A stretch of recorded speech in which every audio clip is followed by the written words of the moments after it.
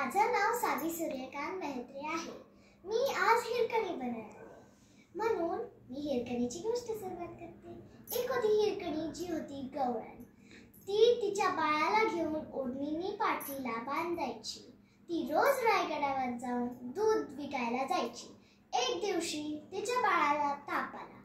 तिच्या शेजारच्या घरी एक आजी राहत होती। मग तिने तिच्या बाळाला तिच्या आजीकडे ठेवून गेली दूध विकायला। मग आज तिला खूप उशीर झाला।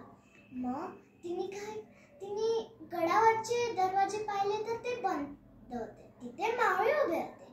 मग ती त्या मावळ्यांना सांगत होती की माझं बाळ आजारी आहे, मला लवकर पोचायचं आहे घरी।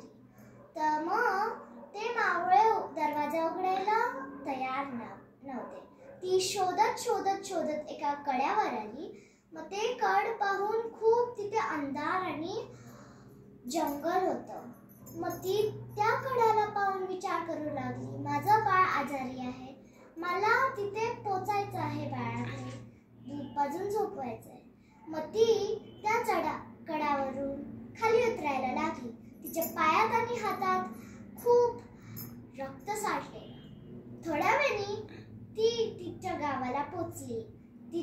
तिने तिच्या बाळाला खांद्यावर घेतलं, दूध पाजलं आणि झोपवलं। दुसऱ्या दिवशी तिने नियम तोडल्यामुळे तिला शिवाजी महाराजांच्या समोर उभं केलं आणि जेव्हा तिने सर्व सांगितल्यावर शिवाजी महाराज हात जोडून म्हणाले की जे पुरुष सकाळी नाही उतरू शकत ते तुम्ही अंधारात रात्री उतरला आहात, धन्य आहात तुम्ही माई। मग धन्य आहात तुम्ही माई। व या गडाला आजपासून त्यांनी नाव ठेवले की हिरकणी गडा असे नाव ठेवले। Thank you.